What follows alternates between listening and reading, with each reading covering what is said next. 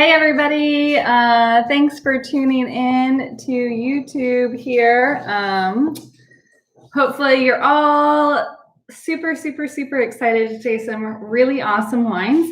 And whether or not you love them or hate them, we're going to learn to blind taste, and we're going to learn to taste like sommeliers in this class. And I'm so excited to have you all with me. If you're tuned in, say you're watching it up on your smart TV, which is a very smart decision if you have one, but you won't be able to comment really easily in the chat room. So make sure that if it's up on your TV, you also have the video playing maybe on a laptop, an iPhone, iPad, whatever you have. Just mute it on that second device so you can easily chat in the chat room.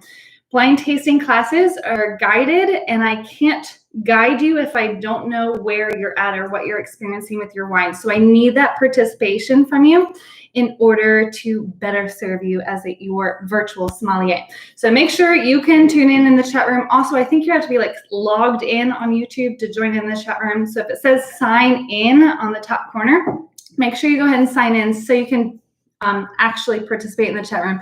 If you're already set up and joined in the chat room, just comment in the chat room where you are coming from and who you are, so we know who's coming in. This is the largest virtual class I've ever hosted in terms of how many people ordered the wines for this class. So super stoked. Also, thank you all for being patient with me. This class was originally scheduled for last week, but a sinus infection is a really terrible thing for a sommelier, and you cannot smell or taste anything, which is terrible for a blind tasting. So Michelle, awesome, coming up. Fabulous from the Williamsburg area. Denise and Kevin, also from Williamsburg. Jen and Sherrod from Virginia Beach, fabulous. Stephanie and Ken, also from Virginia Beach there. From Atlanta, awesome. So I know we have some faraway people tuning in. That's super exciting and a little terrifying for me, but thank you guys for tuning in. Ada Lester, my neighbors in downtown Norfolk. Awesome. Andy Steinberg and Jessica Nesmith, fabulous. Chase Caldwell, best friends. Lisa Kay and Carrollton, awesome. And Tawana, fabulous. Kathy, Laura, Lori, Baxter, Stacy. And oh my gosh, it's gonna be hard to keep up with the comments in this class just because so many people are tuned in, but I'm gonna do my very best. So while y'all are all getting set up, just want to make sure every single person participating has 2 glasses in front of them. So glass on, I don't know if it's backwards for you, but you have 2 glasses in front of you. Glass number 1 is going to be on your left. Glass number 2 is going to be on your right. So you should have all the wines opened up. I just want to clarify which wines are which, just in case I made a mistake, which I've made like 25,000 this week. So I'm sure it's not that far off to imagine. Number one, red wine number 1, has a downslope to the bottle right here. Number 2 is the one with the waxed top. So number 1 is on your left, and number 2 is on your right. So the waxed top should be on your right. For number 3 and number 4, they're both the same shape bottle, which is this Bordeaux shape bottle. That's not saying it's a Bordeaux. Don't guess on this. But it's a Bordeaux shape bottle. It's just that wine number 3 is slightly taller than wine number 4. So just make sure that your wines are correctly labeled, because I'm sure I've messed up somebody's. So just before we get to the end where you realize you missed the blind tasting, you missed the correct guess because I screwed up when I was labeling your wine, just make sure your wines are correctly labeled. So wine number 3, slightly taller than wine number 4. Wine number 2 has the red wax cap on it, and wine number 1 has the normal cap on it. So just make sure we're all set up there. So hi everybody, thanks for tuning in. I'm super excited. So hi John Mark Ford. Oh my gosh, we've got the whole extended family. My second family is tuning in, so that's awesome. All right, fabulous. So if you haven't already, go ahead and pour your 2 wines here. So wine number 1 on your left, wine number 2 on your right. I hope I did that for a picture, and now I'm, well, I should just pour it again just to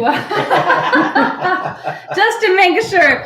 Every blind tasting class I have literally ever done, there has been some mistake. I've poured one wine twice. I've switched up the order, whatever it is. And I can't go to your house and smell the wine to, oh man, I did pour it right. Oh, that wine poured out for nothing. But it's better than I give you bad advice. So I am going to quickly just go over what these tasting sheets are. So anyone who is brand new to either blind tasting or my virtual classes or any of my classes at all, so you know what's going on. So you have 2 copies of these sheets right here. Notice I have recycled paper for a lot of people.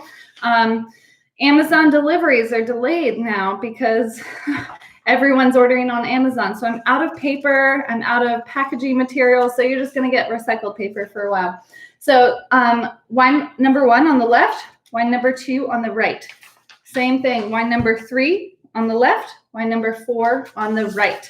I'll go over what each of the categories are. Next sheet you have is the basics of tastings. We're gonna go over how to analyze wine. And that's very, very different than tasting wine and very, very different than drinking wine. Tasting wine, go to wine tasting, take a sip, toss it back, decide whether or not you like it, move on to the next one or keep drinking that one. That's wine tasting. That's how most people enjoy wine events, which is unfortunate because you don't get a whole lot of experience with the wine. Wine drinking, we all have plenty of experience with that. That's more just, you're not thinking about the wine, but more the situation and the emotion that the wine is bringing you. Joy, relaxation, taking the edge off quarantine, whatever it is. How it's pairing with your food, the memories that it brings up when you travel to that vineyard, whatever that is, that's wine drinking. And it's more about the experience of enjoying the wine. Wine analyzing is very different, and that is what we're going to be doing today. So kind of right in the middle there. So this is going to guide us through our wine analyzing. This right here is a wine aroma chart. So that's going to help us figure out the vocabulary in terms of naming what you are smelling. So the hardest part about blind tasting is smelling your wine and trying to figure out what the heck is that? I don't know. Is it berries? Is it plums? I'm not really sure. Using this vocabulary word bank is really helpful to nail down the correct vocabulary, the correct words. Lastly, this sheet, hide it. Don't look at it. Don't read it. Pretend it doesn't exist. We are not going to look at that until we get to the conclusion stage of our blind tasting. So hide that away and pretend that it does not exist. 2 things I want to talk about. And if you've already started sipping wine, that's fine. We're going to get into the analyzing soon. First thing is that blind tasting is not about guessing the right wine. It's not about smelling this and be like, well, that's a 2005 vintage Catarratto from Sicily, Italy. Like, that's really fun when you can do it. But that's not the point. The point is going through all the motions and being Sherlock Holmes, deducing from the information that you can gather from the wine, from the color, from the smell, from the texture, for the taste, all of the components of wine, deducing from that information given which grape variety and region best fits the information that this wine gives you. So if you have confirmation bias, if you smell a wine and immediately think about that 2005 Catarratto, which is a white wine, and that would be very wrong, obviously, then you've already missed the point of blind tasting. So don't jump into thinking what wine it is too soon, because you're ruining the whole point and you're not going to have as much fun. Also, don't get down on yourself if you don't get it right, because again, the point is not to get it right. The point is to analyze the wine correctly, to learn how to analyze the wine, to let the wine talk to you, to give you that information and to learn to listen to it, and then to deduce from that information what it is. The second thing I want to make sure everyone knows, and I'm going to talk about this probably 25 times today because I'm like on fire about it. It is RAS. I'm going to type this in the chat room. RAS. Reticular activation system. So this is what your brain does to filter out all the information that it things you do not need. So when you're driving down the road, you don't notice every tree that you pass. You don't notice every car that's on the road. You don't notice anything that's not important for you to be able to drive correctly. Your brain knows what to filter out, what information to get rid of, and what information to store. Well, that is why once you learn a new word, say you learn a new vocabulary word and you're like, wow, I've never heard that word before. That's a really cool word, whatever it is, reticular activation system. Then every time someone says it, it clicks in your brain like, oh yeah, I just learned that. And you start hearing it everywhere. You start shopping for a car and you find out about the Toyota RAV4, my car. And then as soon as you find out about that car, you see it everywhere. Your brain picks up on it because it has learned that that one thing is important. It filters out all the things that aren't important, but it learned that that thing is important. Well, that is what blind tasting is all about. It's about training your brain to learn that the smell and sight and texture and taste and palate of a wine is important enough to focus on. So then once your brain starts focusing on that and you start smelling, oh, I smell strawberries. Oh my word, it's totally strawberries in this wine. The next time you smell a wine that has a similar aromatic profile, your brain will pick up on that because you have trained your brain to focus on that and to know that that is important. So really, really, really important. And that's what we're doing in this. You can only do that by practice. It doesn't take a professional. It doesn't take a magician. It doesn't take a super taster. Anyone can learn this skill. It's just a matter of practice. So we are going to be practicing the RAS, reticular activation system of our brain, to focus our brain on wine. So 2 glasses in front of you, left and right. The reason why we do wine 1 and 2 side by side is because that helps us learn the most. We're going to learn the most in terms of correct analytical notes of wine when we can compare 2 wines together. So we've got wine number 1 on our left, wine number 2 on your right. If you haven't gotten to that point, please get to that point because now we're going to start analyzing our wine. All right, y'all ready for this? Just, I feel like I need a soundtrack. All right, cool. Hi guys. Hi everybody. Okay, so all right, wine number 1 and 2. Hold them both up side by side. So we're gonna first analyze the sight of wine.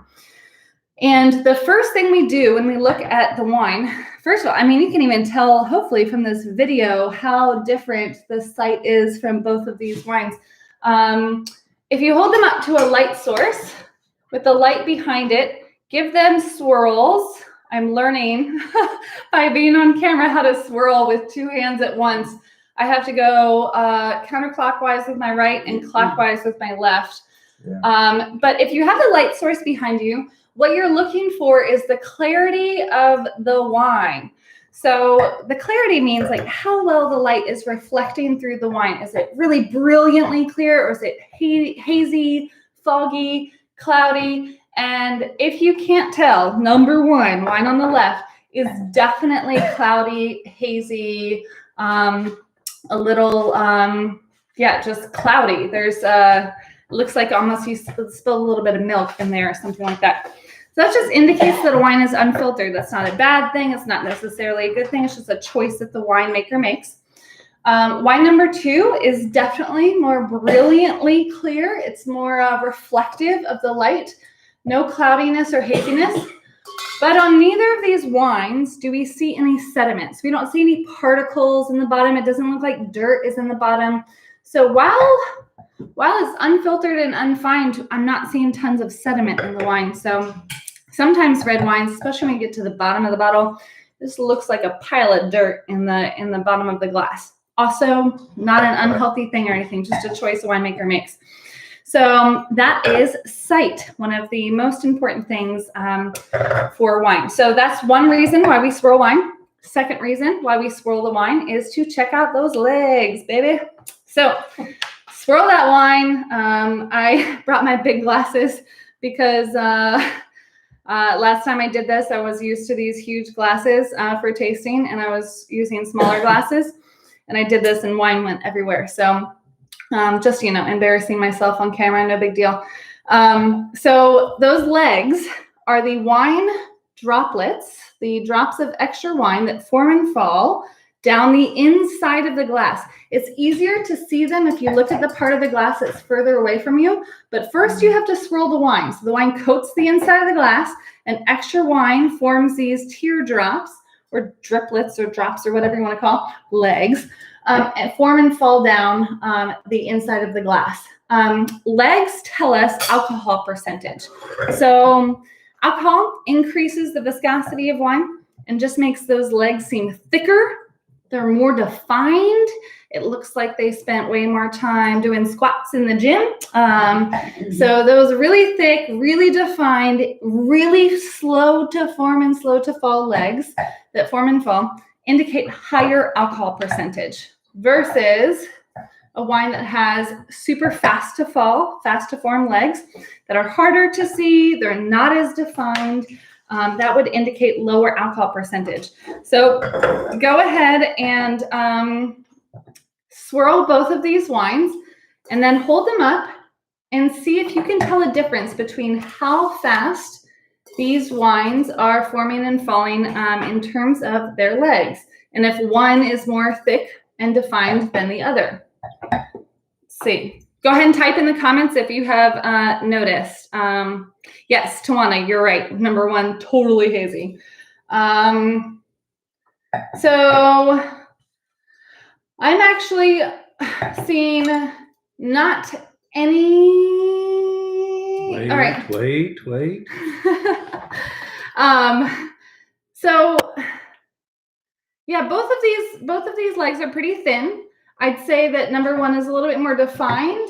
Number two is maybe a little bit thicker legs, but they both fall down pretty fast and are not super, super thick. There is a second round that's coming down, but it's almost dissipating before it even comes down. So just could be the first wine in the glasses that make it harder to see those legs.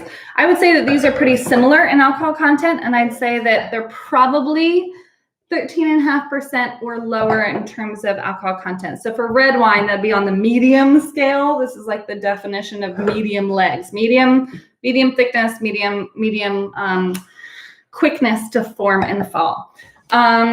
All right, so the next reason why the next thing on the site, trying to do this all on the fly is interesting, is we're gonna look at color. So to look at color, we don't actually hold it up to the light because I'm just picking up everything from all around the room. Instead, I'm gonna hold either a white piece of paper, white napkin, white plate. You're gonna hold it on its side, which with huge glasses is also helpful. It's also really helpful if there's words on your white paper too, so you can see how easily you can read through it. And you're gonna look straight down through the wine to see the color of the wine. You can notice that both of these wines have this really kind of almost fuchsia hint to it. They're red, but they're on the pink side of red. They're definitely not on the purple side of red. It's not garnet. These are definitely ruby with pink undertones. Really, really beautiful colors. I'd love to paint my walls this color. And I see a little bit more concentration on wine number two. Wine number one seems a little bit paler in terms of concentration. Wine number two seems a little bit thicker. Hopefully y'all are all getting the same thing. And can I borrow this real quick? All right, so that is clarity, color, concentration, and legs. Now we're gonna get into the smell, which is, to me, the most exciting and most revealing thing about wine. So sometimes I wake up and I will have a memory of a smell of a wine that just sticks in my head for the entire day and I can't get out of my head. So memorizing the smells of wines is a thing maybe that no one should try to achieve, because it's really obnoxious. You can't stop it once you start it. But let's get our noses in there. That's the third reason why we swirl the wine, because as the wine coats the inside of the glass, especially if it's crystal like this, is porous, so it absorbs some of the wine. It warms up slightly just because the room temperature is warmer than the wine, and alcohol evaporates. That just a tiny little bit, don't worry, just a tiny bit of alcohol evaporates. As that alcohol evaporates, it releases esters. Esters are the chemical component that connects to our nose, our nostrils, and tells our brain what we're smelling, whether it's construction outside, or someone just painted the walls, or you're smelling wine. So give both of these wines one more big swirl and stick your nose all the way in the glass. Oh my word. I love the smell of both of these wines so much. It's gonna be hard to concentrate on breaking it down, because what my brain thinks is just the emotion. It goes to the tasting part, the emotion that the wine brings out, and it's just like this lovely, beautiful, aromatic, like super feminine thing. And it's harder to break it down. So you have to focus your brain, that reticular activation system, to really focus on what you are smelling.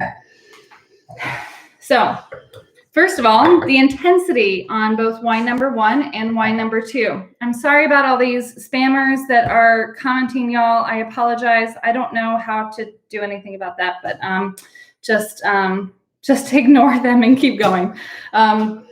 So the intensity is how much those aromatics are jumping out of the glass versus like shy and reserved and hanging out inside. So as you smell the wine, Jen, if you know how to block them, please tell me. So I have never done this before. I had to deal with this before. So, all right. So as you smell both of these wines, wine number 1 is definitely way more intense on the nose. I think wine number 1 is more extroverted. It's jumping out of the glass. It's really brilliant. It's lovely hanging out. Versus wine number 2 is definitely more reserved. It's shyer. It's kind of hanging out, waiting for you to ask more questions before it really talks to you. So that's intensity. Now let's go to fruit. This is really when you need to look at that wine aroma chart. So break that open and see if you can name anything that you are smelling. I'm going to give you some time, whether you're by yourself or chatting amongst other people in the chat room, or hanging out with people in your house. Talk amongst yourselves, smell both of these wines, and see if on your tasting sheets you can write down some things that you are personally smelling in each of these wines. It could be as simple as I smell the color red, or I smell red fruit, or it could be as complex as I smell that particular plant from this region that my grandmother grew in her planters on her fire escape. Whatever it is, just write down what you get out of the wine. Don't let other people talk you into or out of your own experience with this wine. Be honest with yourself. So I'm going to give you some time to nail those smelling notes down. Oh my word. I'm just really, really digging this wine, both of these.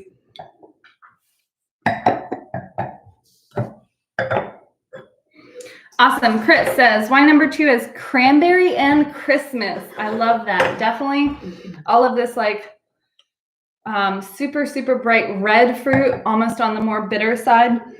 And the Christmas, it's got these like herbal, like piney notes to it too. So that's really wonderful. So, okay, awesome. Dave says young fruit. Awesome. Dave, is that for number 1, number 2, both? Tell me what you're getting there. All right. Thank you. I'm gonna hang on just a second, y'all. Can you jump on to the the live stream on the computer logged in under my name? Hover over them, and hopefully you can block them. If you hover over the account numbers, then you can hopefully block them. It's all in the chat room right there. So yeah. Or can I do it there? Okay. Yes. All right. Sorry, y'all. Trying to just fix the nonsense that's going on right here. I guess quarantine brings out the crazy in everybody, but all right. In the meantime, keep smelling this wine. All right, let's see. What are y'all getting here? So, I wish I could hear y'all. Tobacco and herbs and earthy. For number 1, tobacco. Love that call. Like really fresh tobacco, like before you smoke it, but like it's for a pipe kind of thing. Herbs and earthy on number 2. Love, love, love that call. Let's see here. Chase says, oh man, everyone needs to block them individually. Man, why do people have so much free time on their hands? All right, so cherry and plum on number 2, fabulous. Strawberries on number 1, so many strawberries. It's hard to get past the strawberries to me. For number 1, it smells like fresh strawberries, like you just picked them. It's warm May. You bring them home. They've like been in the sun in the buckets for a while, so they get super like pungent and ripe. Number 2, I also get tons of strawberries, but it's like the strawberry candies that have that foil around it, that the top part of the foil is green and the bottom part is red, and on the inside is the actual juicy part. I don't know where they actually sell those, but my grandmother has them. Everybody's grandmother has them. I've never seen them in stores. Whatever those strawberry candies are, that's what wine number 2 smells like, candied strawberries. So love that call. All right, so fruit punch and tobacco. Okay, love it, love it, love it. All of these things. Number 2 has more black fruit. Yes, I agree. Number 2 is definitely that darker concentration for sure. All right, so I love it. Strawberry jam and clove, fabulous. All right, so let's start tasting this wine. Oh, first of all, the fruit condition. Some of y'all have already talked about this, but in terms of describing it, fruit condition can be more important than actually naming the fruit that you're smelling when you're trying to blind taste wine or trying to analyze wine. So fruit condition is like, yes, strawberries, but are they fresh? Are they ripe? Are they underripe? Are they cooked? Are they jammy? Are they candied? All of the conditions, if you can put your brain through the test of nailing those down, then nailing down the condition of the fruit is way more important in terms of getting those blind tasting notes correctly than naming the fruit in and of itself. So force yourself to go that second question. If you think that you've got plums or cherry or strawberry or any of that fruit, go that one step further and try and name the condition of the fruit or the other thing. So if it's herbs, are they fresh? Are they dried? Are they cooked? How are those herbs? What is the condition of those herbs? So great things. Let's go ahead and taste these wines now. As you taste, whenever you have 2 wines, same thing if you're smelling, going back and forth from one to the other and tasting one to the other is really the most helpful tool in terms of being able to analyze the wine, because you see the comparison. This one is more this. This one is more this. So go ahead and just take a small sip of one, small sip of 2, and then take a larger sip of 1. Swish it around your mouth. Let it warm up. Let it integrate with your whole palate a little bit more. Take the break. Take some water. Eat a cracker or something like that. And then go to wine number 2 and do the same thing, that bigger sip, swish and swirl. So.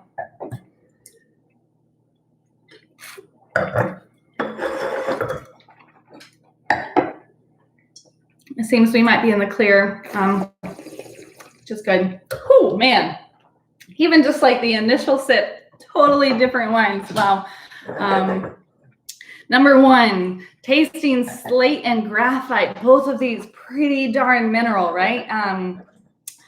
Definitely like that And rosemary, number 2. I like the herb call for sure.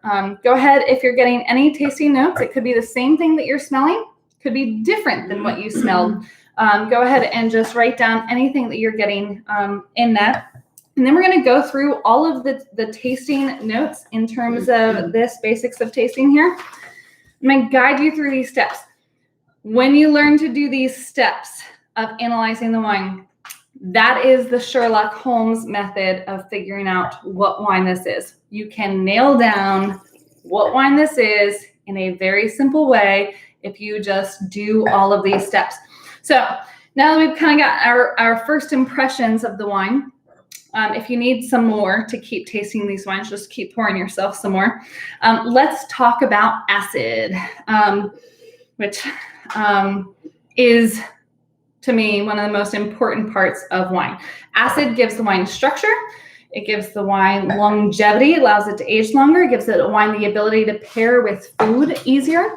Acid is super, super important. So acid is the mouth watering effect in the back of your mouth, right where your like jaw meets. And it creates that pucker effect, like you just ate a lemon, that sour effect, and it makes your mouth water. So it's that mouth puckering effect and the watering effect, that salivation effect. So swirl both of these wines in your mouth, swish and swirl. After you swallow the wine, lean back, touch the tip of your tongue to the roof of your mouth, right behind your front teeth, and breathe in. Kind of like a sharp intake of air. That's going, you have to swallow the wine first, otherwise you will aspirate and I cannot help you. So after you do that, notice specifically, focus all of your senses on how much you are puckering and salivating as a result of tasting this wine. So.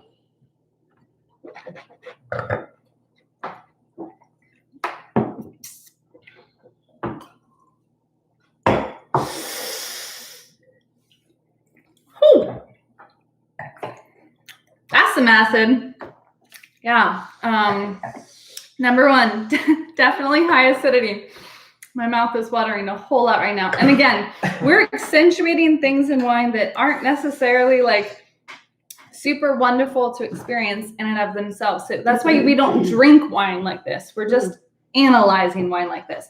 Go ahead and take a sip of water and do the same thing to number 2. Oh my gosh, y'all, I'm so sorry. All right, let's try this one more time here.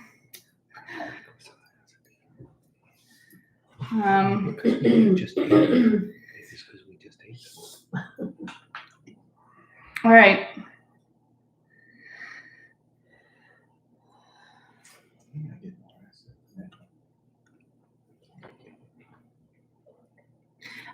So do the same thing with number 2 and just type down which one you think has higher acidity, number 1 or number 2.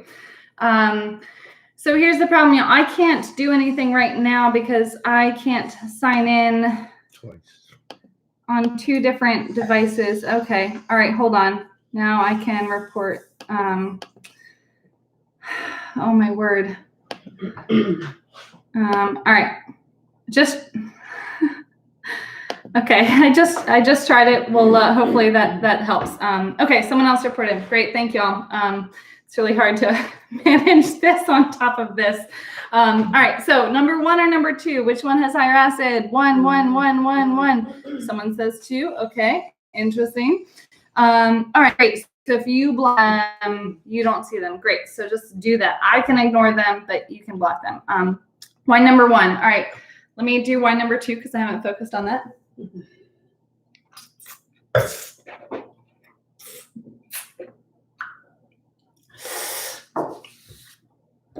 All right, so Denise and anyone else who thinks wine number 2 has more acid. Wine number 2 does have acid, but if you didn't like really cleanse your palate and like wait in between wine number 1 and wine number 2, some of that residual like acidic effect of wine number 1 could influence your perception of the acid levels of wine number 2. Also, I'm getting lots more minerality on wine number 2, so that kind of texture on my tongue is a little bit more intense, and sometimes that can be confused with either tannins or acid. So, but I would agree with everyone who says that wine number 1 has higher levels of acid than wine number 2, definitely. So in terms of sweetness level, so whether or not a wine actually has residual sugar in the wine, you can stick just the tip of your tongue into the wine, because that's where the highest concentration of sweetness receptors are on your palate. Do that to each of the wines. Don't bring the wine into your mouth, just the tip of your the tongue into your wine, like so. Doing this in a restaurant is really awkward. That's why I'm still single, because I do weird things like this all the time. No sweetness at all, right? Bone dry. I just feel like I like some chalk on wine number 1. Let's try wine number 2.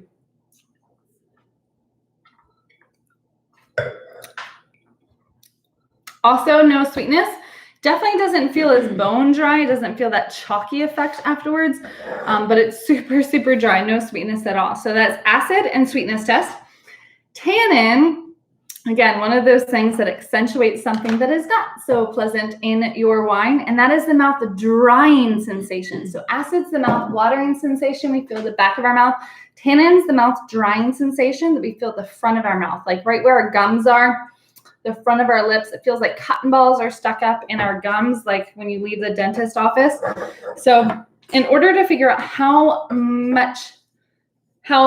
intense the tannin levels are in the wine, you're going to stick the wine up into your gums, hold it right here for a couple seconds, release it, and then focus your senses just on that mouth drying sensation that each wine gives you. You will need to rehydrate your mouth between wine 1 and wine 2 for this to work correctly. So let's try it out.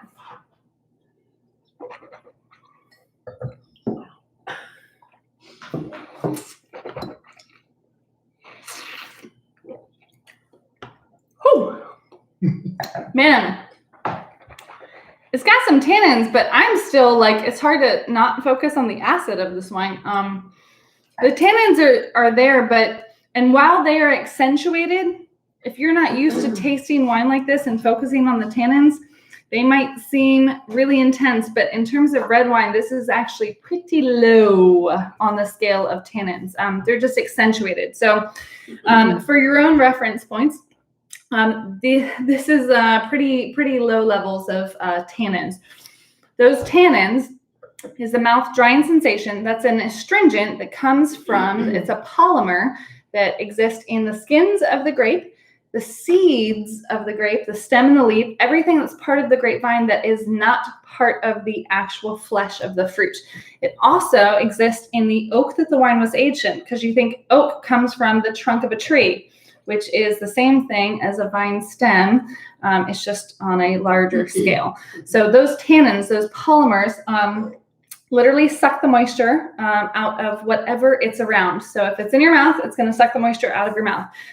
If you eat a big bite of steak that is a ribeye that has the correct amount of delicious fat marbleized through it, then those tannins are going to grip onto that, which is why ribeye and Cabernet taste so delicious together. So rehydrate your mouth and do the same tannin test with wine number 2. I'm trying to like swirl my water glass here.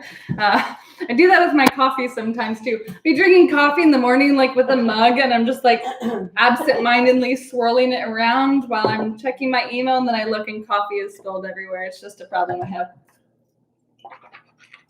All right, so let's try tannin test on wine number 2. And you guys tell me which one you think has more intense tannins, wine number 1 or wine number 2. Maybe they're both the same.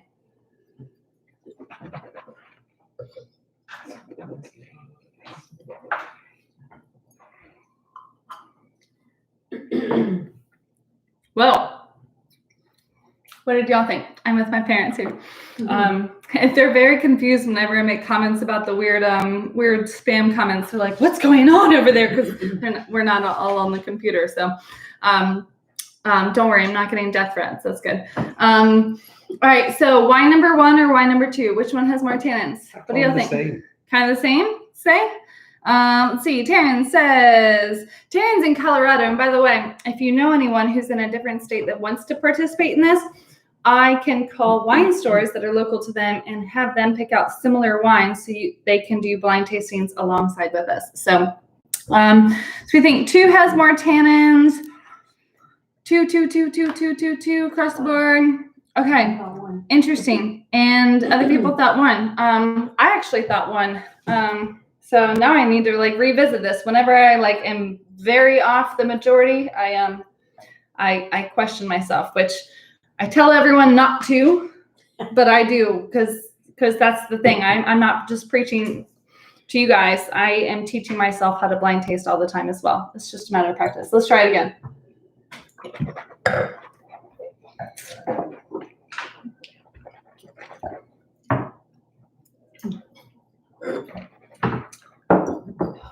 Sometimes the second wine always feels like it has more tannins because if you don't rehydrate the mouth, the tannins like compound on top of each other. What did you change your mind? 2 has higher? 1 has higher.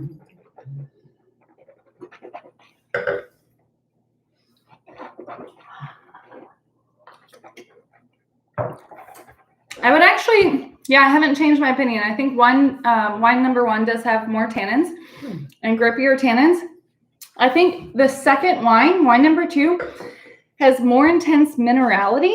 So I feel that texture on my tongue more than I feel it in my gums. And that's minerality in the wine. That's not necessarily tannin. So a little bit of a different thing that comes from the soil, basically. Not necessarily the oak that the wine was aged in or the grape itself. So also if you didn't take, I took a lot of time in between wine 1 and 2 when I was doing the tannin test. So if you didn't take as much time or didn't rehydrate, those tannins add on top of each other. So the second wine always feels more tannic than the other. If you want to do the test, do it in reverse order. So swish your mouth around like mouthwash with water. And then try number 2 and then try number 1 if you want to do the tannin test again, just to verify. But I think that wine number 1 has higher tannins. That is just me. Again, always trust your own instincts. Do not take my word for it.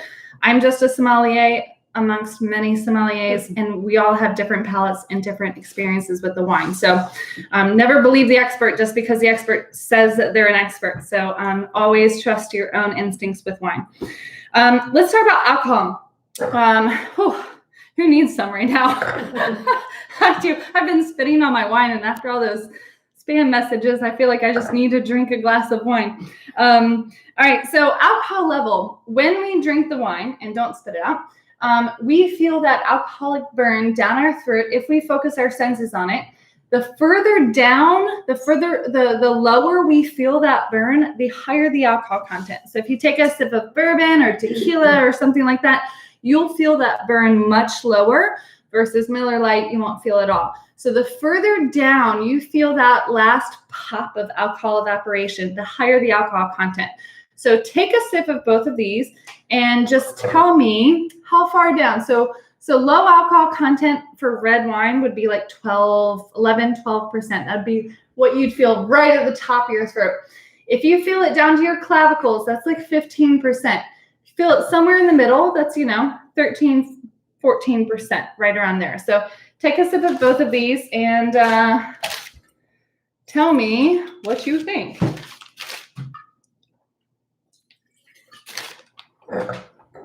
I'm going to drink this wine.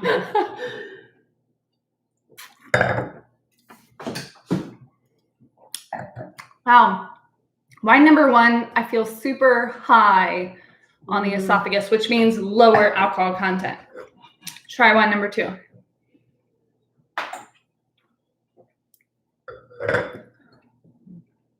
Slightly lower, but definitely not like very low.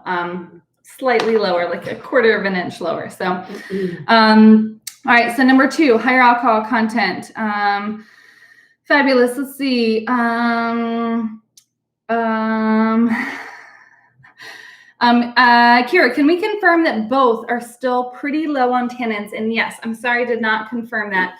Both of these while we felt a difference in the tannic effect, while one had higher tannins than number 2, both of these are still lower on the tannin level. They are definitely not medium or even high tannins. Definitely great question. Thank you for making me confirm that. So great question. So alcohol level, pretty low on both of these, slightly higher on the second. That's about it. Let's talk about body. So body is how heavy the wine sits on your palate. So when you take a sip of the wine, does it feel like you're drinking skim milk and the weight just dissipates right away? Or does it feel like whole milk where the weight kind of like hangs with you a lot longer, where it feels heavy on your palate? Which wine seems like it has higher or fuller bodied palate to it?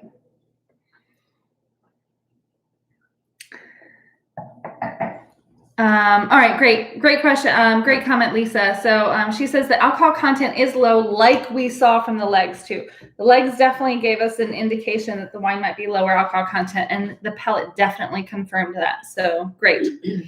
So Jim, thanks for your comment. Number 2, you're saying number 2 has fuller bodied, lighter bodied. What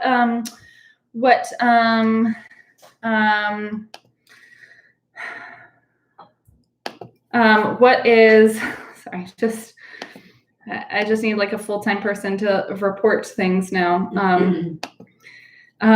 So what is number 2, Jim, was fuller body. Number 2 is fuller body. Absolutely, yes. Number 2 has fuller body. It has more weight to it.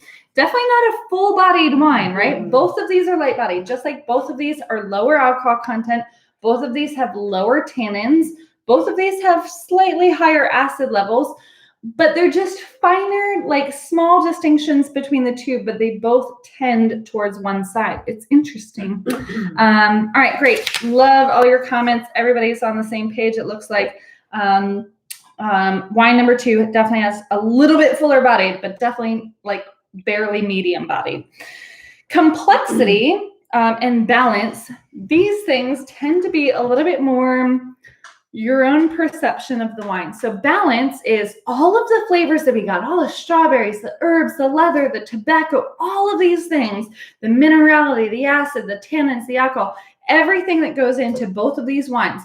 Are they balanced, or is it like a seesaw? Like one thing is totally off kilter and leading the pack. One is very obviously dominating the rest of the flavor profiles.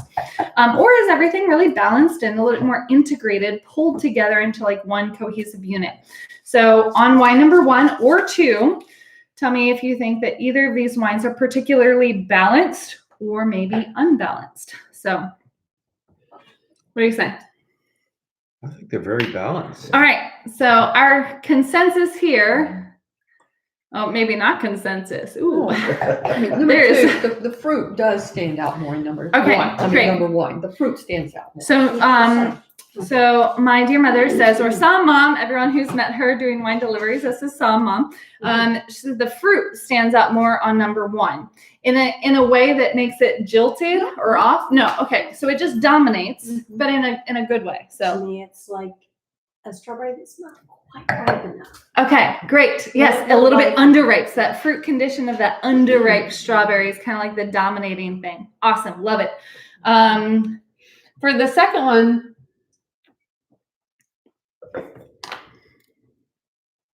I almost feel like the like this chocolate component of it kind of dominates for me. Like this cocoa powder chocolate component dominates for me, and everything else kind of like fades off. But both of these wines are balanced. It's just they might not be the most integrated wines in the entire world. Complexity is kind of how much you're getting in each of the wines. So am I getting one thing, 2 things, 3 things, or am I getting a whole list of things that I want to write poetry about because the wine is so complex and there's so many notes and so much going on? Which wine do you think is a little bit more complex? So Denise says number 2, more complex. Okay. Is one more balanced or 2? Well, it kind of depends on what you think. Kathy says she agrees with Sam Mom that the fruit dominates on number 1. Number 2, more balanced than number 1. Jennifer Clayton, from Norfolk says that they also agree with Samam. Everyone's calling it Samam, so it's a thing now. If you weren't aware, Samam is a real term now. And now you're getting more like shout outs than I've ever gotten. Everyone's saying hello. I love it. All right, cool. A little metallic on two. Thank you for calling that out, Kathy. So generally speaking, for some wines of this particular grape variety in this particular style, which I cannot name yet, I also get a little bit of this like iron component to the wine that sometimes is a little bit too intense for me. And wine number 2 definitely has a little bit more intense of that iron flavor profile for me. So that metallic, that irony, that kind of rusty thing, I get that on number 2 for sure. So Samam is trending. I love it. All right, cool. So let's talk about the conclusion. So if you need to make any other notes on your wine, go ahead and do so. But when you are ready, go ahead and flip to that last page that I told you to hide, that classic descriptors breakdown of grape varieties. And would y'all mind sharing?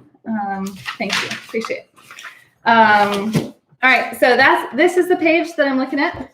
And let me just break these three categories down for us here. So all of these are red grapes. And if you guessed that the wine that we're drinking is red wine, you were already like 90% there, I promise you. And it is red wine.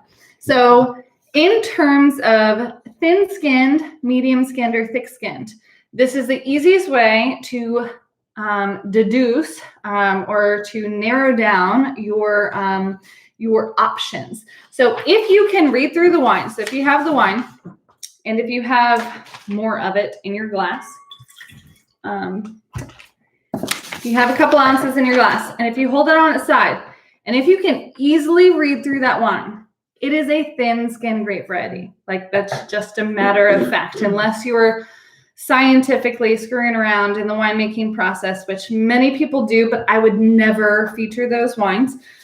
You can easily read through this wine, which means both of these wines are thin-skinned grape varieties. If you can read through it, just not super easily like these two, then it's probably a medium-skinned grape variety. If you can't read through it at all, like sometimes these wines are so dense and concentrated, a strobe light won't shine through it. That's a thick-skinned grape variety.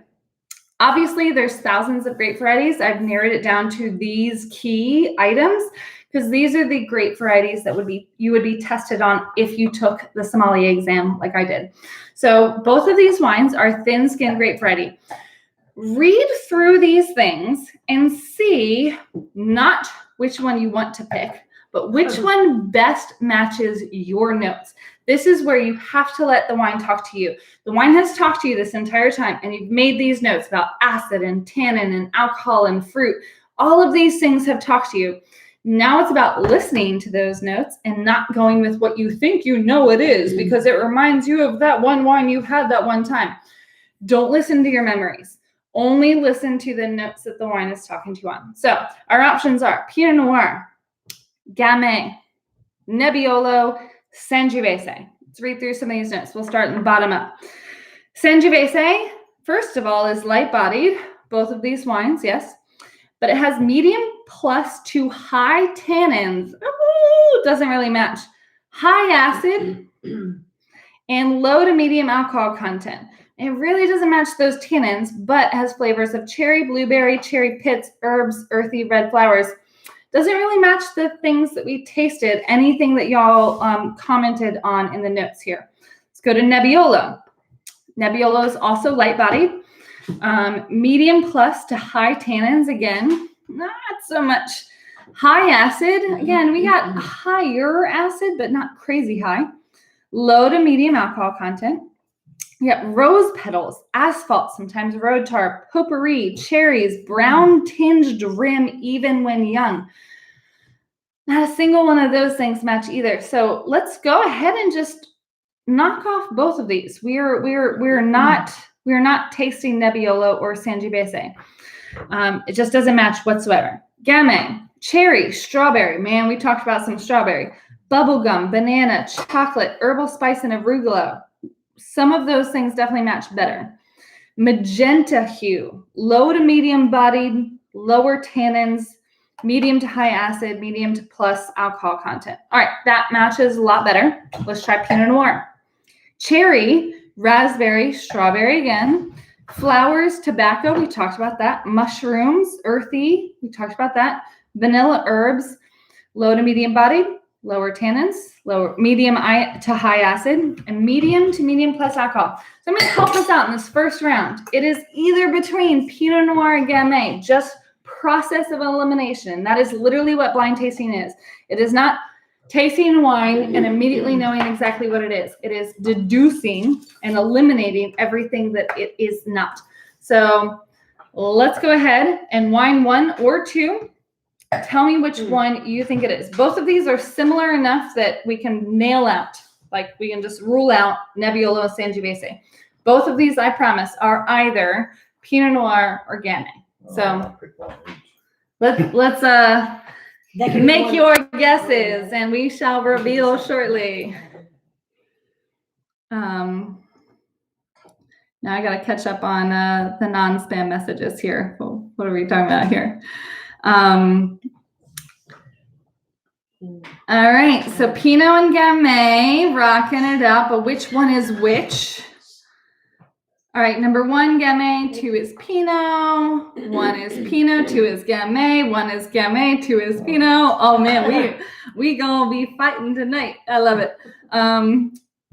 Alex says they're both old world, interesting, some more European style. So that is definitely like wine tasting 201. You're jumping ahead in the class, Alex. I like it. So Lisa K says Gamay for 1 or 2 or both. All right.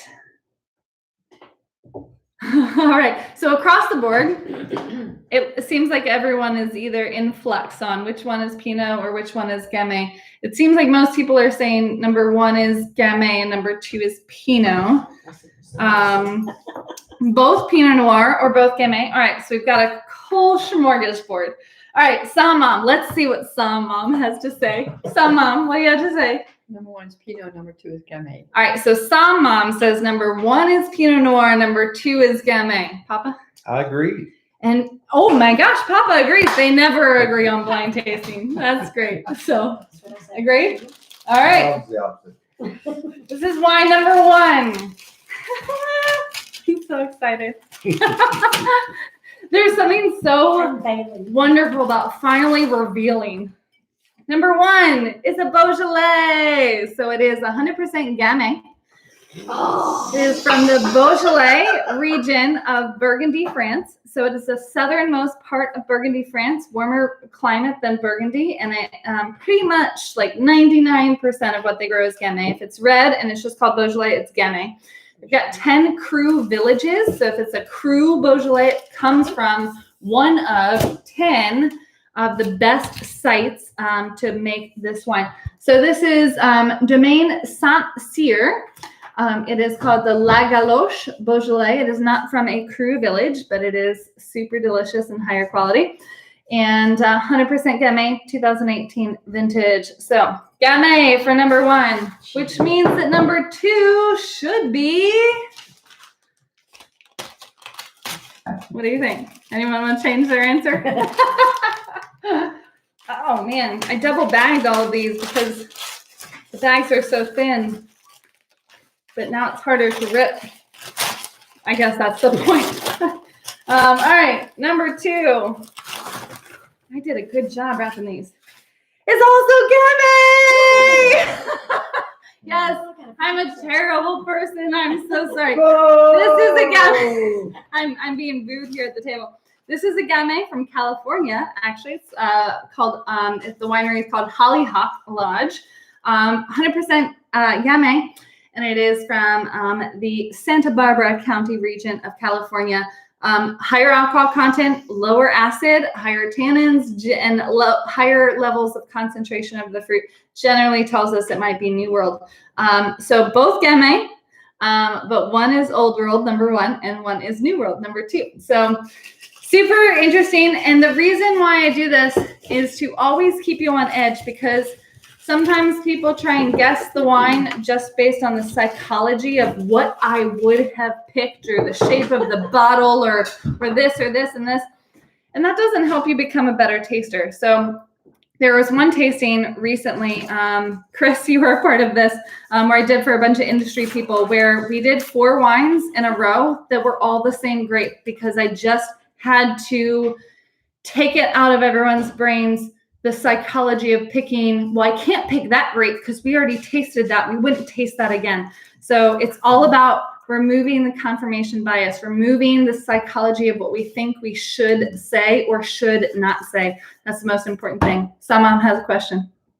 What would have keyed us in that this was Gamay versus Pinot, since it was so fabulous similar? question. So what is the difference between Gamay and Pinot? So Gamay is actually a hybrid grape of Pinot Noir. So they're genetically related, and so they are super similar.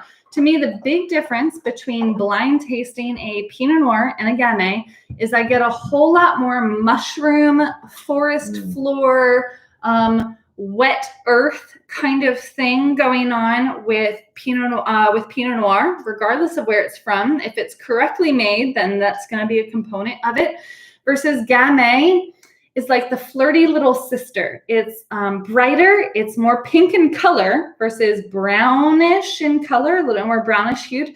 Also, less of that wet forest floor, earthy, dank thing, that more masculine note, more of that feminine note of the strawberries, the bubble gum. We did get some of that chocolate, some banana, any of those things that make it brighter, that make it a little bit more carefree and feminine.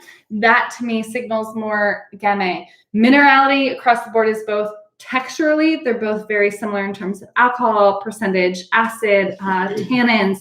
All of those things are really similar, but the flavor profiles of the mushroom, dank forest floor versus the bright strawberry, floral, like lifted, flirty thing of Gamay is where I get the differences. So great questions. Yes, and price points, I'm going to email out everybody the specific wines. Obviously, you have them because you can unwrap them, but if you want to reorder them, I'll email you all that information. So, okay, and great question. Do I pass? Here's the thing.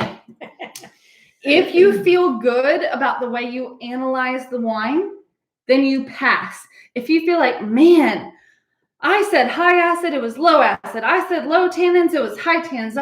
That's where the passing fails come from, not from whether or not you guess it correctly. So when I took my sommelier exam and I had to blind taste wine, you don't actually pass or fail based on what grape you guess.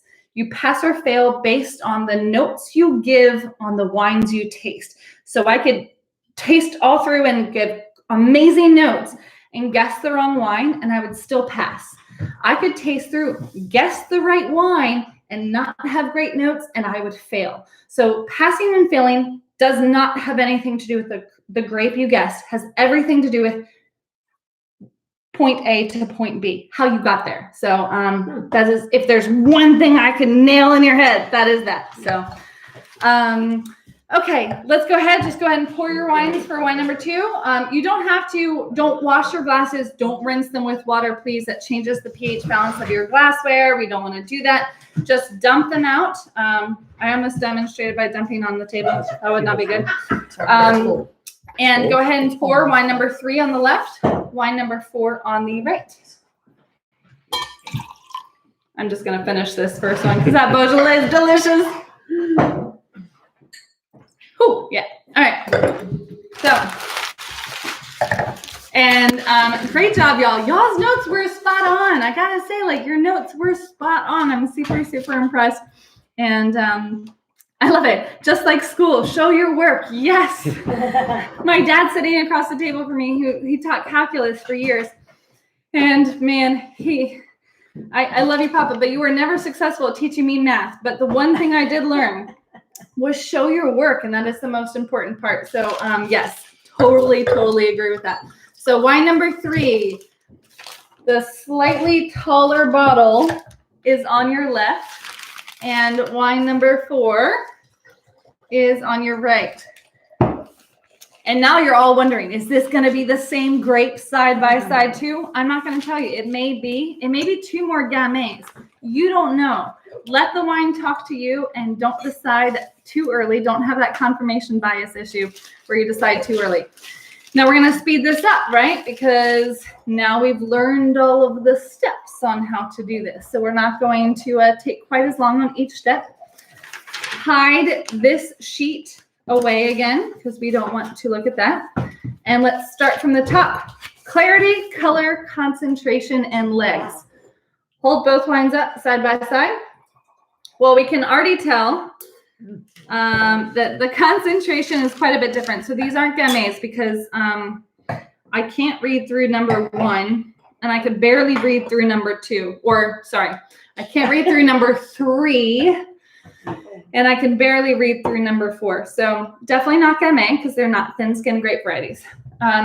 Let's go ahead and start going through it. Clarity, color, concentration, legs.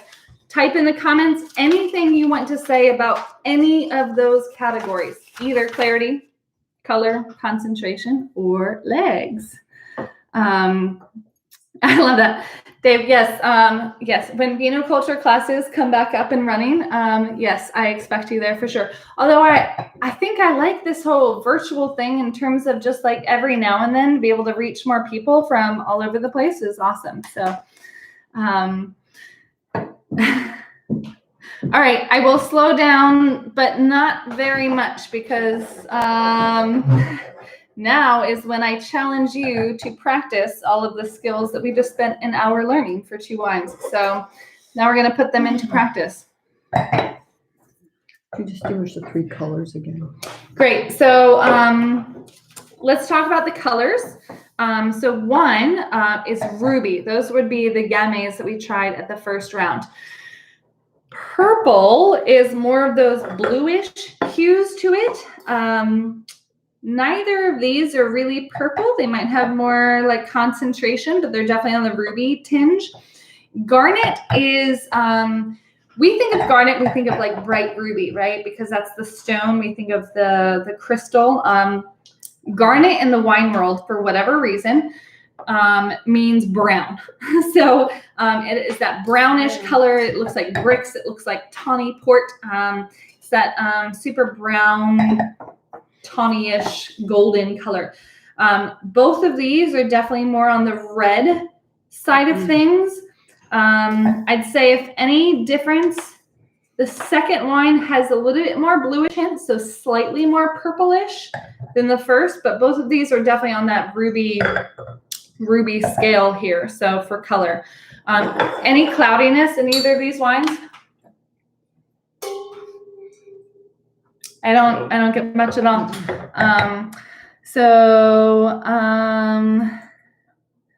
Let's see here. Sorry, catching up here. All right, so garnet. Let's be careful to call anything garnet because neither of these wines really have that brownish tinge to it. Say if anything, neither of these wines really have that brownish tinge to it. If you have a serious brownish tinge to your wine, you might have a problem with one of your wines, and that's not good. Number 1 definitely has a little bit more of those like golden hues, but that's as close as I can get to that, but definitely not too close to garnet. So crimson, that's useful. Yes, it is. In terms of just like sommelier testing, there are 3 colors. So basically my mission with vinoculture is to remove the barrier between professionals and lay people. So giving the education and the empowerment for lay people to taste wine like professionals. And so to do that, I'm going to hold y'all to the same standard basically that professionals use. So in terms of the Court of Master Sommeliers, where I'm certified through, there are really 3 colors for red wine, and that's ruby, purple, and garnet. And then you have like these sub colors where like, oh, but it has flecks of this and hints of this. We're gonna keep it basic. But those are the 3 colors that I will always use because I'm trying to keep it like to the professional standards. As soon as you start having whole rainbow colors, there's just no way to distinguish between anything. So, all right, let's go ahead and go to concentration. What are y'all, I have super bright light, but I'm struggling to read through either of these. I can slightly read through number 4 a little bit better. What do y'all think? Deep ruby, great, love that. Question about the legs. If they have multiple layers, a fast one and then a real slow one, what does that mean? Great question. Kind of do the average. The first round of legs, if you just aggressively swirl your wine like this, there's a whole lot of wine stuck up in the glass that needs to fall down right away, and it's going to happen really fast. So with red wine, I always just kind of like wait for the second round of legs. So first round, all right, that's just extra wine. Now I'm going to wait and see what happens with the legs. So give yourself like a 5-second delay. Those are the legs that you want to match. You're always going to have a next round because there's going to be tiny particles of wine still coming down the glass. But that 5-second delay is what you want to focus on. So number 4 has heavier legs, thicker legs. Number 4 spent some more time in the gym. Let's see here. Yeah, baby. Number 4 has got some legs. Man, they're super slow to fall. Wow, did I?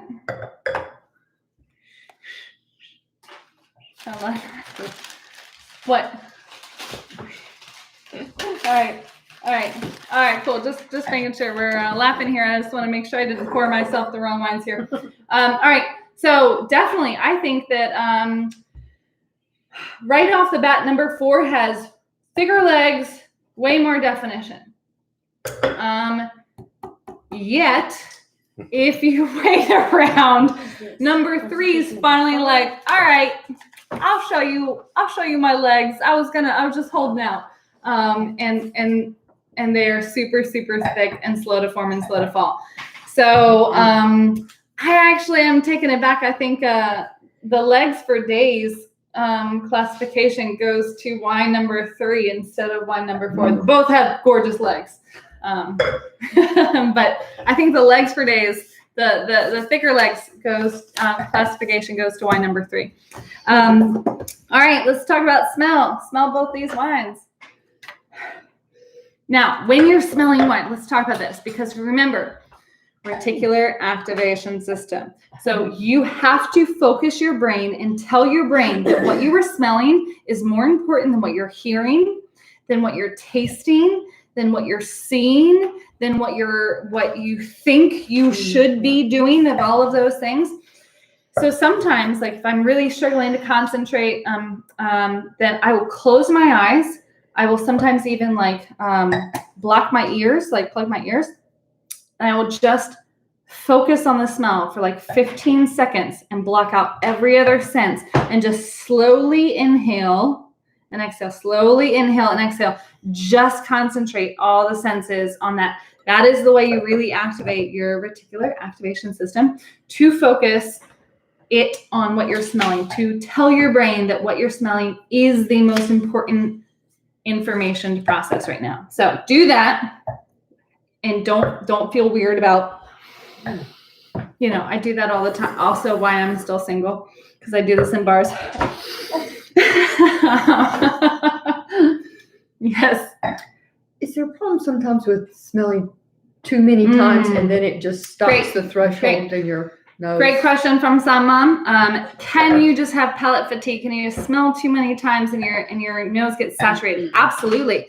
Your nasal passages get fully saturated with one smell, and especially the primary smell of the wine. And so to get past that, either you can smell the back of your hand, you can smell some coffee, just don't taste it. You can smell the other wine. You can smell water. This isn't water, that's a spit cup. This is a water glass. Whatever it is, you can like reset your palate by smelling something else. Just make sure not to taste anything else because that will really affect it. So in terms of resetting a saturated palate, either I'll go back and forth between two wines super quickly, or I'll do one wine and super, super slowly, like as long as humanly possible, inhale and smell that wine. So once one kind of part of your nose gets saturated, then another part starts opening like, oh, I finally get past that one note that just like the Gamay, we get past the strawberry and then we got to the other things. So, but at this point of the night, after drinking wine for an hour or hopefully more because you pre-gamed, then your palate is a little bit fatigued, and that's part of analyzing wine like a professional. You got to push past that. So I'm going to make y'all struggle harder, push past the pain of tasting more wine and drinking fatigue. I love it. Yes. David Lohmeyer says, "Some mom is bringing it." I love it. I love it. Palate cleanser, tiny little spoon of Greek yogurt. Interesting. Cool. Do you taste that or you just smell that? I'd be concerned that the lactic acid and the whey would change the palate, but it would be interesting to smell. Interesting. Tell me if you smell it or taste it. So, all right. So intensity, is either one of these wines more intense on the nose than the other? One. Great question. Oh my gosh, Chase, yes. Green pepper and lots of tobacco in number 1, yes.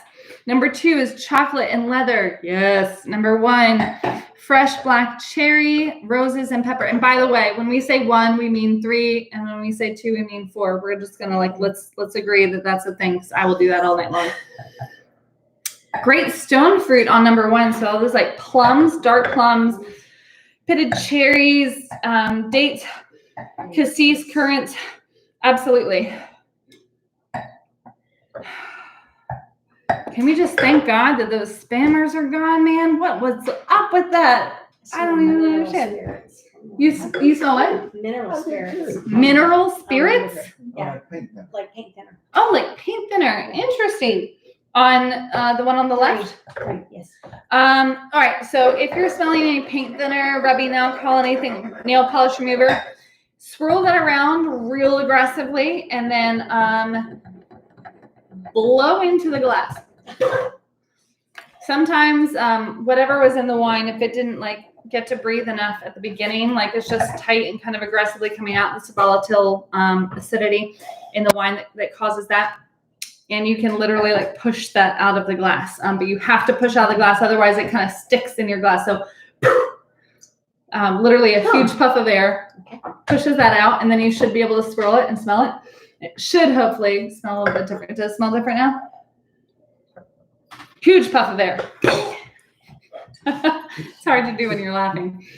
All right, so feel the burn. I love it. Agree. Some yes.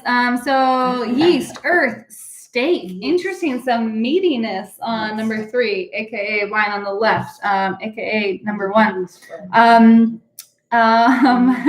Tree bark on number 3. Definitely lots of like oak, right? Just, I mean, fresh wood on number 1. Like I feel like I'm eating a current date sandwich in a wood shop kind of thing, if that's a thing.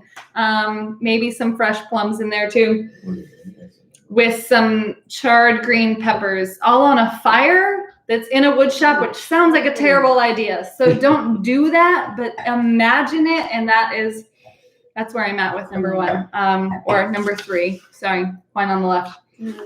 Wine on the right, much shyer, right? Not as intense on the nose. It's not as expressive. It's going to make us ask for it a little bit more. Similar to the first round.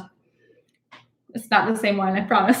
Although I have done that before. I've made people try the same wine twice in one tasting I'm cruel. I'm sorry. All right. So number 4, less intense.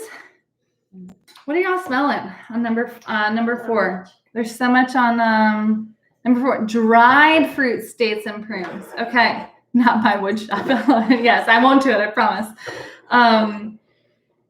I smell a dominant of something other than fruit on 4, right? It's not fruit driven on 4. It's definitely like earth driven, terroir driven, which means like every part of the environment, whether the soil, what's grown around it, herbs.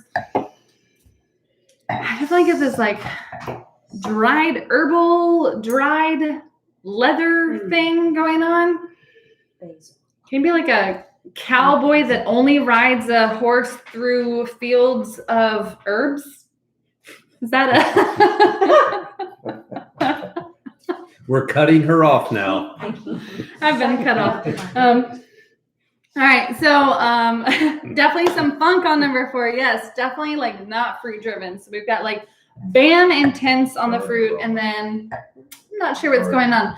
I'd be interesting to see how this wine opens up over the next couple of hours. I think this wine needs to be decanted, but when you're blind tasting wine, you can't take that chance, and you can't decant your wines. So let's go ahead and jump into the tasting. So again, first impressions, just take a small sip of one and then the other.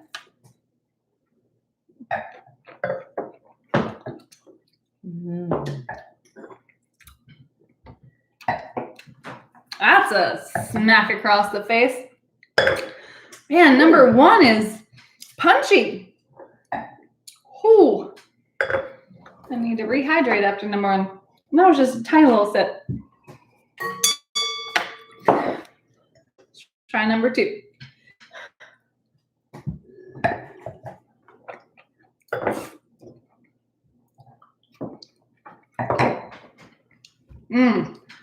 Man, you cannot get more different in terms of personality. This is like the 2 sisters. My parents are across the table. They already started laughing. This is like the 2 sisters who they might look alike, but no one can believe that they are related. All right, let's, man, this is almost unfair to do these 2 wines side by side. I almost want to switch the order just to make it interesting. I'm going to try number 4 now and then try number 3 again, just to see how that changes my perception.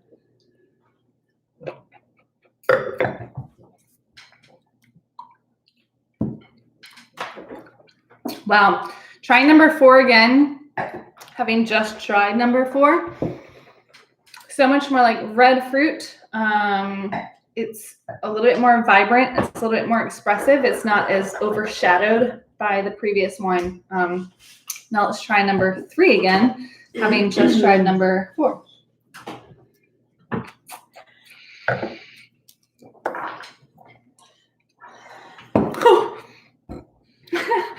That wine is so big.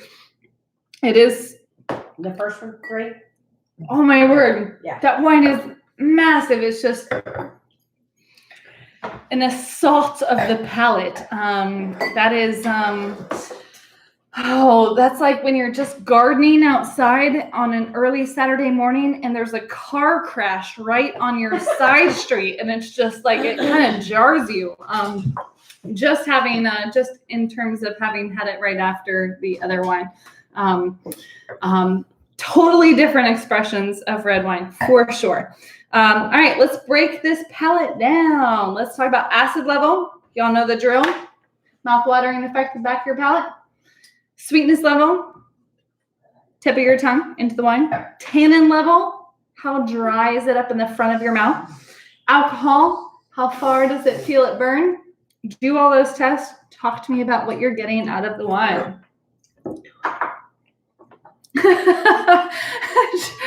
She's got a thing for cowboys. Actually, not really. It's just some wine just really reminds me of cowboys. You need to go to Texas. I do not need to date a cowboy. Maybe if they're gone all the time on their cowboy adventures. All right. Similar. Number 3, acid level. Talk to me about that, y'all.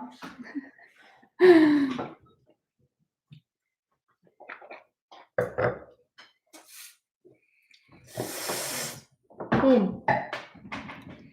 y'all don't get higher acid on the fourth wine, the wine on the right, we have poured the wine in the wrong glass. Wine number one has like medium-ish acid. Wine number two is like holy mother of acid for red wine. Yeah.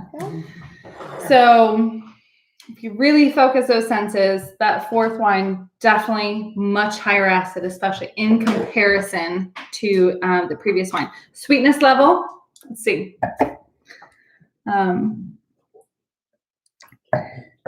Sucks your mouth dry, yes. Acid 3 greater than 4. All right, Insane. Chris, I'm going to ask you to do the acid test again. And don't think minerality and don't think tannin. Just focus on the pucker effect and the mouth watering effect. So after you swish and swirl, after you swallow, lean forward and feel which wine makes you drool more. Which one do you feel like your mouth is watering like crazy more? And you should find higher acid level in the fourth wine. So number 3 feels mellow and low acid. Number 4 is acidic. Okay, great. Agree, but about 4 being higher acid, both not sweet. Okay, let's see here. I'm done that. That is not sweet. That is bitter, like I just stuck it in cocoa powder and coffee beans. Yeah. Also not sweet at all. Neither of these wines have any sweetness at all. Mm-hmm. Yes, crazy high acid on number 4, especially for red wine, this full-bodied. You generally experience higher acid in red wine that's lighter bodied, like the Gamay that we had. That's just like expected. The lighter the body, the higher the acid. The fuller bodied, the lower the acid. That's just a general trajectory of the wine. So to find wine with this much high acid in this level of concentration is pretty unique. So interesting clue there. Is that 3 or 4? Number 4 had the higher acid, yes. So let's talk about tannins, y'all. I'm almost nervous to swish this wine, number 3, in my mouth and put it up into my gums because I'm afraid I'm never going to be able to taste anything again.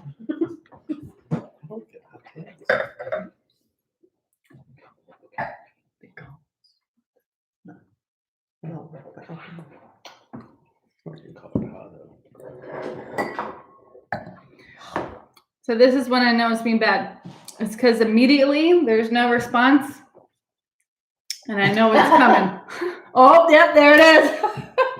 There's like this delayed onset tannic effect, like delayed onset muscle soreness when you get sore 2 days after you work out instead of the next day. This delayed onset tannic effect. I'm gonna patent that name or trademark that name. Oh yeah. Yep, my palate is ruined for the rest of the night. This is why I drink Negronis after wine tastings, because it's hard to taste anything after doing this. All right, let's attempt to taste the tannins. A cigar, yes. Did you bring one? Man, a cigar would be great. Cigars. All right, let's rehydrate your mouth. You have to rehydrate your mouth before you do the tannin test on the second one. Cotton balls. Yes, all the cotton balls. I feel like I got Amazon bulk level cotton balls that are all up in my gums still. Oh, interesting. Michelle says that Courtney has this visceral reaction to number 3, similar to her Tempranillo reaction. Could be the oak. This wine is heavily oaked, right? This wine has American oak. It is new oak. It is most likely probably more like oak chips almost because of the intensity of that.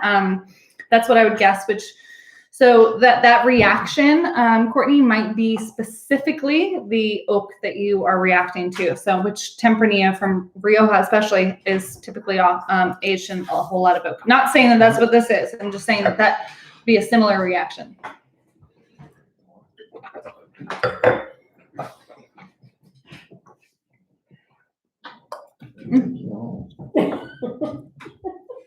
All right, that just splashed back up at me.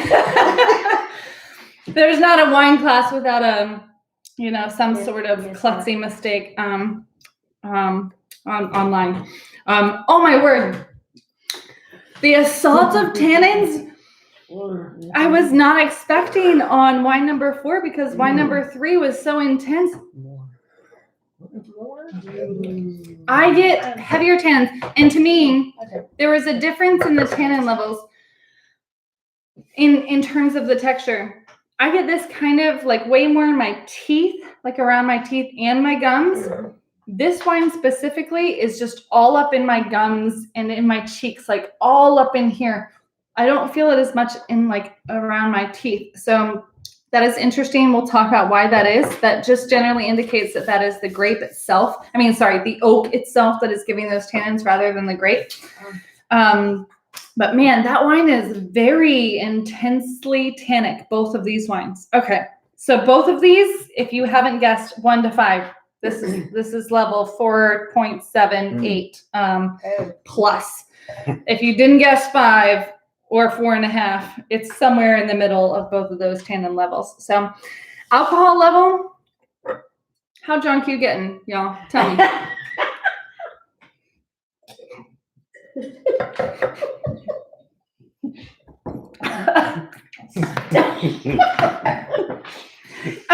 You can't make me laugh while I'm drinking. All right.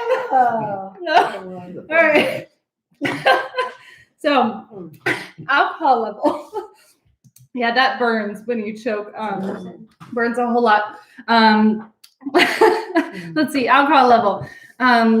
Both of these so much bigger than 1 and 2. Absolutely. Yes. Get off. Let me get you off the floor. I'll tell you. Okay. Yes. Higher alcohol content for sure. So previously, we didn't actually talk about this. Let's talk about this. So the first wine number 1, the Beaujolais, 12.5%, pretty darn low for red wine. These days, that's pretty low for white wine.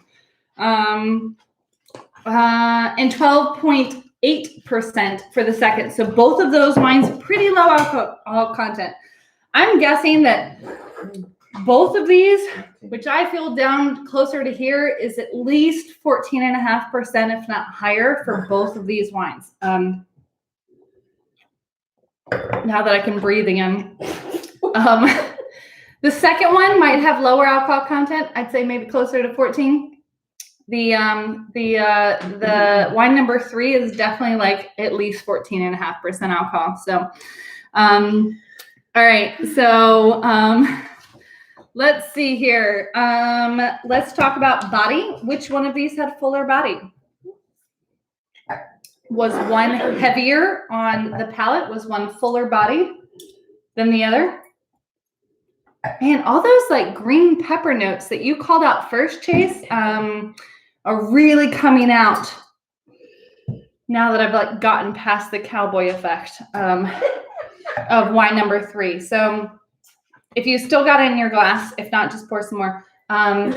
You've still got it in your glass, pour some more of wine number 3 and notice that all those like green bell pepper notes, like this charred pepper note is coming out more in that wine. Versus all I'm getting is like this rustic woodsy effect of wine number 2. It's interesting. So, all right. So let's talk about body.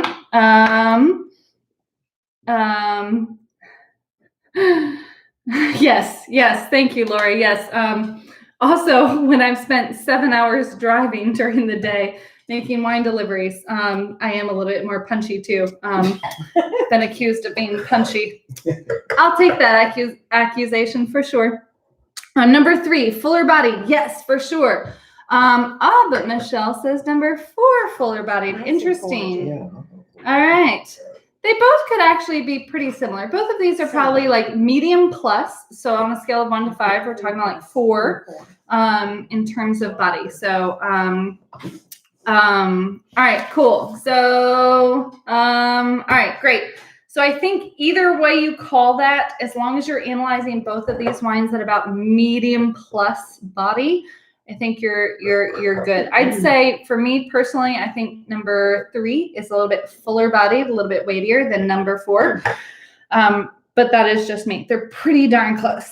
Balance and complexity, up to you in terms of how integrated it is, how complex it is, how layered it is. And that has less to do with the grape that you call, less to do with analyzing the wine. That's more just your opinion about the wine. When you are ready, let's take all of these notes that we have so hysterically written, or at least I have, let's compare those notes to this list here. So first of all, from this list, we can automatically cross out everything thin-skinned. Definitely not thin-skinned grape varieties. Right. Medium-skinned grape varieties, you can read through it, but not easily. So could be both of these. Thick-skinned grape varieties can't read through it. And so I'm gonna let you all take your own notes and match it to whatever. What I like to do best is immediately cross off anything that is not. So let's see what we can cross off. Let's just start let's talk about wine number 3 first. And let's just start at the top, start at Merlot. Number 3, we had fuller bodied, right? We had high tannins, medium acid, medium alcohol. Could structurally be Merlot, but we really couldn't read through number 3, right? Could y'all read through number 3? All right. I could. So, possible. We're going to put a little peg on that. Cabernet Franc, we got some green pepper. Okay, we got some of that. Some other interesting things on that. Medium to fuller body, medium to higher tannins, medium acid. Okay, interesting. We can put a peg on Cabernet Franc too. Malbec, red plum, blackberry, vanilla, tobacco, cocoa, smoked meats, gamey, earthy, magenta hue. Kind of got me until we got to the magenta hue. We definitely had no magenta coloring on this. But outside of that, we actually had some interesting tasting notes from your notes that you commented on this. Can be made so concentrated that it appears as a thick-skinned grape variety. Interesting.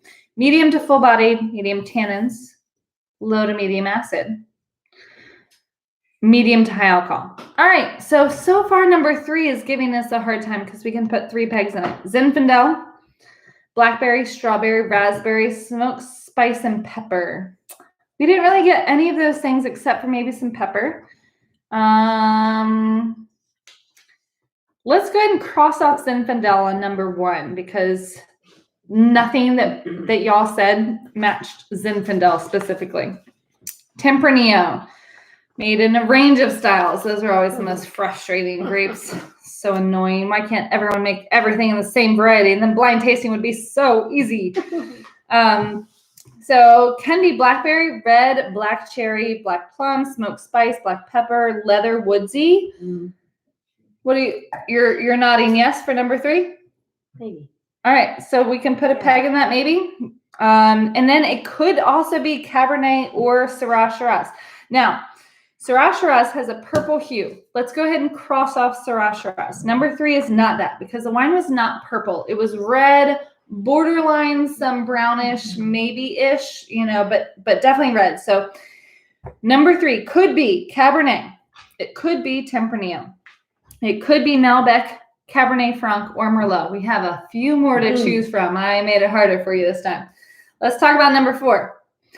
Number 4, we could read through it, right? Just not easily. So it's definitely not a thick-skinned grape variety. We had less trouble reading through number 4 than we did number 3. So let's cross off Cabernet and Syrah Shiraz. Let's also cross off Zinfandel for this because these notes didn't match Zinfandel at all. So we're between Tempranillo, Malbec, Cabernet Franc, and Merlot on this one. So look through your own tasting notes and you tell me which wine you think number 3 is and number 4 is. I'll give you a few minutes. So we say, well, I don't want to start saying it out loud because if you haven't decided yet, I'm not going to say anything. I'm just going to give you some time to look at your notes, let your notes talk to you. I can't get over how intense wine number 3 is. That is a wine that I could not sit on the porch. That is a wine that I would need a couch for. I need one right now. All right. So we've got some guesses here. Let's start. Scroll up a little bit. So we think number 3 is Cab Sauv. Number 4 might be Tempranillo. Number 3, Cab Franc. Number 3, Old World Cab Franc. Cab Franc. Cab Franc. Cab Sauv. Cab Franc. Tempranillo Cab Franc. Cab Franc Tempranillo. Malbec. 4 is difficult. Yeah, I know. Both of these wines are honestly, yeah. Grenache, Malbec, Cote Verona, I'm out. Interesting. Okay. Andrew, are you tasting these wines with us, or are you one of the joining in from out of towners? Do tell. Number 4 might be Tempranillo. Number 3, Cab Sauv Tempranillo. Cab Franc Tempranillo. All right, interesting. So across the board, it seems like a lot of people are saying Cabernet Sauvignon Tempranillo or Cabernet Franc Tempranillo. Anyone else? Last, or possibly Merlot. All right, interesting. We're going to start second guessing themselves the longer it takes. So let me tell you why I would choose one particular grape over another for number 3. So number 3 specifically, the assault of tannins tells me one thing. I got those tannins both in my gums, my cheeks, and everything. So super, super high tannins plus intense concentration leads me to go more towards the thick skin grape varieties. So for me, number 3 would be a narrowing down between Cabernet and Syrah, but I definitely got none of the purple hue of the coloring of the wine. I got none of the blueberry notes, the plum notes. I didn't get this meaty, gamey note. I didn't get a floral note. I definitely got a lot of like green pepper notes to it, this eucalyptus thing, which would lead me to think that it would be a Cabernet Sauvignon, which in fact it is. So You didn't fail. number 3 is Tin Barn Cabernet Sauvignon. It is from Sonoma Valley, California.